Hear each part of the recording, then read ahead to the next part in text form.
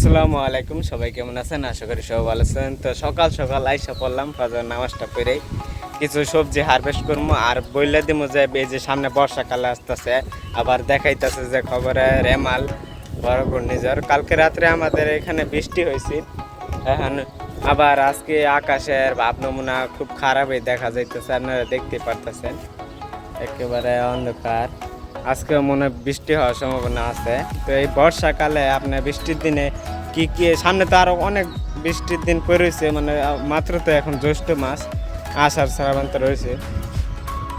তো আর বৃষ্টির দিনে আপনারা মাটিতে আপনার মাটিটা ভিজা থাকবে। তো কোন সারটা দিবেন ওটা বলবো, কোন শুকনো সারটা দিবেন ওটা দিলে আপনার গাছের উপকারী হইব, কোনো তরল সার দেওয়া যাবে না। কোন শুকনো সারটা দিবেন ওটা বলবো। আর কিছু ছাদ বাগানে কিছু সবজি আপনার হারভেস্ট করবো। আপনার শাক লাগাইছিলাম, শাকগুলো অনেক বড় হয়ে গেছে, ওগুলো হারভেস্ট করে নেবো। তো ভিডিও শেষ পর্যন্ত দেখবেন। আর চ্যানেলে নতুন হলে চ্যানেলটাকে সাবস্ক্রাইব করে বেল আইকন অন করে দেবেন, যাতে নতুন নতুন ভিডিও নোটিফিকেশন আপনারা পাইয়া যান। আর আরেকটা কথা, আমার আরেকটা চ্যানেল আছে, ওটা যে ভিজিট করে নেবেন। ওটা আগের এই চ্যানেল, ওটা হারাই গেছিলো, এই জন্য এটা খুলছি, ওটাও যা দেখে নেবেন। ওটার মধ্যে লাউ চাষের ভিডিও আছে, পুরা ফুল A to Z লাউ চাষ, একেবারে ফুল হারভেস্ট পর্যন্ত লাউ চাষের ভিডিও আছে, আর অন্যান্য ভিডিও আছে, যা দেখে নেবেন। তো আগে কিছু আপনার এই যে এই শাকগুলো হারভেস্ট করি, এই যে পালং শাকগুলো হারভেস্ট করি। আরও কিছু আপনার দাঁড়া শাক লাগাইছিলাম, ওগুলা হারভেস্ট করবো। তো আগে পালং শাকগুলো হারভেস্ট করে নেই। হারভেস্ট করি অনেক আগে লাগাইছিলাম, আপনার 1 মাসের মতন হয়েছে। আমি পুরা গোড়া থেকে উঠে এলাম, কিন্তু পালং শাকটা আপনার কাইটটা দিলে আবার হয়, কিন্তু আমি এটাতে মাটি আবার বেড রেডি করবো, তো অন্য গাছ লাগানোর জন্য এর জন্য গোড়া থেকে উঠে করবো। তো দেখতে পাচ্ছেন পুরা সবুজ অর্গানিক। কটা পাট শাকের বিচি পড়ছে, সাথে পাট শাকের বিচি ফেলেছিলাম, পাট শাকগুলো আগে হারভেস্ট করে লাইছি। এগুলা নিজের বাগান থেকে এরকম অর্গানিক শাকসবজি খাইতে মজাই আলাদা। আর এগুলা স্বাদ তো বাজারের সবজির মতন স্বাদ পাইবেন না, পুরা মজাই পাইবেন।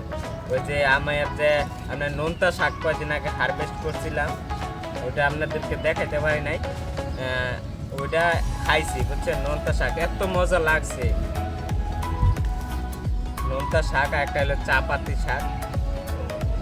আপনাদেরকে আরেকটা ভিডিওতে আমি শাক, আমার ছাদ বাগানে কত রকমের শাক আছে ওগুলো হারভেস্ট করে দেখাবো। হয়ে গেছে, এখন আমরা দাঁড়া শাকগুলো উঠাই নেব। এই শাকগুলো হারভেস্ট করে নেব এগুলা, কারণ এইটার বালতি মাটি দিয়ে আপনার বেড রেডি করবো, এই জন্য এটা হারভেস্ট করে নেব। দাঁড়া শাক খুব সুন্দর হয়েছে, দেখতে পাচ্ছেন, একেবারে সুন্দর। এগুলা খাওয়ার মজাই আলাদা হইব। আপনার এটা কয়েকটা শাকের জন্য এখন উঠাইমু, আরো কয়েকটা বেড আছে, ওটার মধ্যে আপনার দাঁড়া তৈরি করার জন্য এটাই করবো, যে ডাটা শুদ্ধা খাওয়া যায়। এটা ডাটা শুদ্ধা খাওয়া যায় কিনা আমি তো জানি না, দেখি মা কি বলে।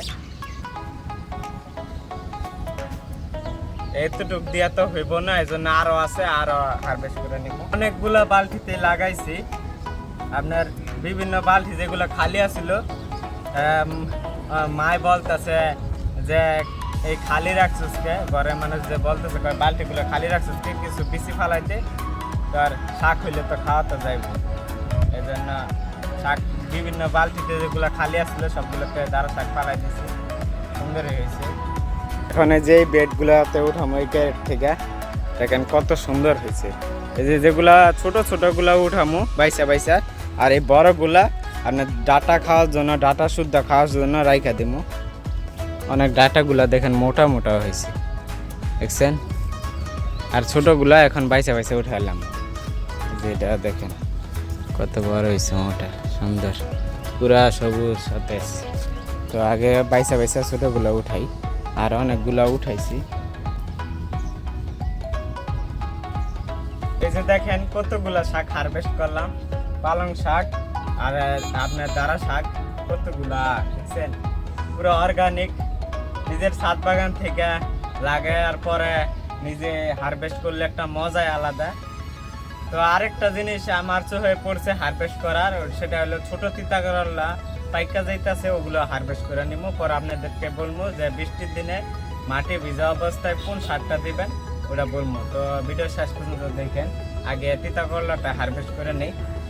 এই যে দেখেন গাছ অনেকগুলা ধরছে, এই যে দেখেন প্রচুর ভরা, এই যে আবার পাইকা যাইতেছে, এই জন্য চোখে পড়লো করে হারভেস্ট করে নেই। দেখেন কি পরিমাণে ধরছে। আমার টালটা দেওয়াটা ছোট হয়ে গেছে, আমি যদি বড় টাল দিতাম, কারণ এটা অনেকটি গাছ আছে এখানে, আপনার 6-7টার মতন গাছ, এই জন্য এত পরিমাণে জোফালের মতন ভিতরে হাতে দেওয়া যায় না, এত পরিমাণে ধরছে। তো এগুলা একটু বাইসা বাইসা আপনার হারভেস্ট করে নেব।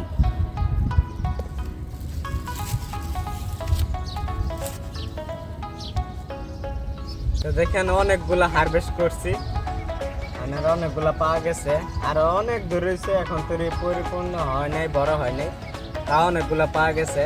আপনার আলু দিয়া এই ভাজি করলে ভালোই লাগবে, দেখছে।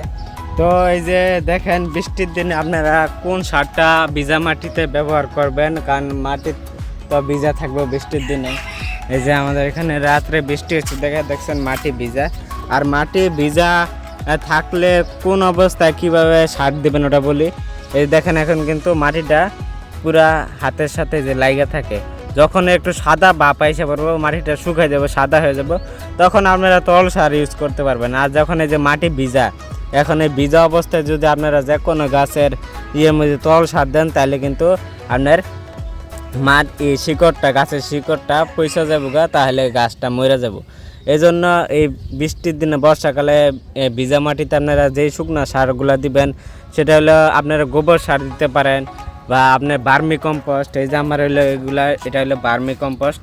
আমি 40 কেজির বস্তা বার্মি কম্পোস্ট সবসময় কিনা রাখি।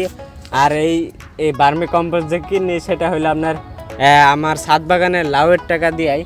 দেখেন কি পরিমাণে লাউ ধরছে, এটা দেখলে আপনারা বুঝতে পারবেন। এই যে দেখেন লাউ একটা একেবারে নিচে ঝুলে রয়েছে, এটা ধরারই নাই, পায় না, এই জন্য একবার নিচে ঝুলে রয়েছে। এটা কত বড় হয়েছে আর কত পরিমাণে লাউ ধরছে দেখতে পারতেছেন।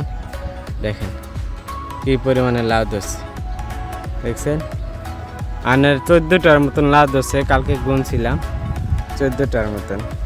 ওটার থেকে আমি 10টা ধরছি, 14টার মতন ধরছি, ওটার মধ্যে থেকে আমি 10টা মনে করেন ধরে রাখছি, যে 10টা হইব, এরকমভাবে ধরে রাখছি। আর 10টা লাউ কি কম নাকি? ছাদের মধ্যে 10টা লাউ ধরা কি কম নাকি?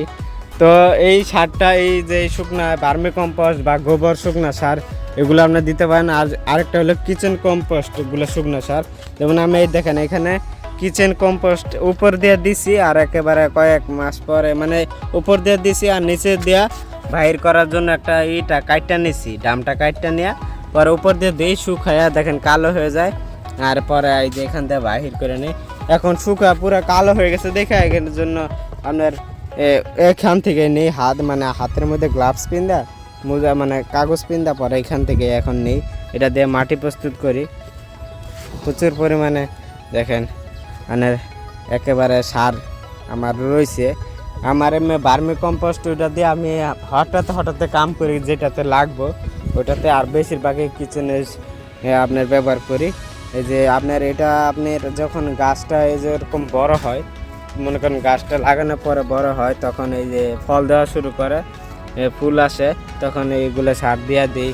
আর যে কোনো টাইমে দিলে হয় শুকনো সার। আপনার বীজা আসল কথা হলো আপনার এই তরল সারটা আপনার বৃষ্টির দিনে ভিজা মাটিতে দিতে যাইবেন না, তাহলে আপনার গাছ ভালো থাকবে, মানে মরতো না, তাহলে সুস্থ থাকবে গাছটা, আপনার ফল পাইবেন। আর যদি ভিজা অবস্থায় মাটির মধ্যে আপনারা যদি দেন, আপনার কিচেন এই যে আপনি তরল সার দেন, তাহলে তো গাছটা শিকড়টা মরে যাবো, তাহলে গাছও মরে যাবে। এই যে দেখেন আমি কতগুলা কিচেনে জমা করে রাখছি, এগুলো সব আমার যে ব্যান গাড়ি থেকে যারা সবজি বিক্রি করে তারা দিছে। এই যেগুলো এই বেডটা রেডি করবো, যেটা থেকে আজকে হারভেস্ট করলাম, এই 4টা বেড রেডি করবো আজকে। দেখি আজকে না, আর 1-2 দিন পরে, মানে একটু কাম আছে সাথে, ওগুলো কইরা পরে আপনাদের আমি ওই বেড রেডি করাটা দেখাই দেবো হালকাভাবে। হ্যাঁ, আপনার এই ছাদগুলো আপনারা দিবেন ছাদের মধ্যে, তাহলে আপনার ছাদের সব গাছে আপনার কোনো মরছে না, কিছু হবে না। মানে বুঝা শুনে দিতে হবে। বৃষ্টির দিনে আপনার শুকনো সার দিতে হইব, আবার গরমের দিনে আপনার তরল সার দিতে হইব। আবার তরল সার ব্যবহার করতে পারবেন গরমের দিনে, কারণ সারাদিনই তো বৃষ্টি পড়ে না, রোদ দেওয়া হয়, পরে আপনারা মাটিটা শুকায় জায়গা, পরে তখন আপনারা তরল সার ব্যবহার করতে পারেন। তো এই সারগুলা ব্যবহার করবেন, আপনার গাছ তাহলে ভালো থাকবে। তো আর কথা বাড়াবো না, সবাই ভালো থাকবেন, সুস্থ থাকবেন।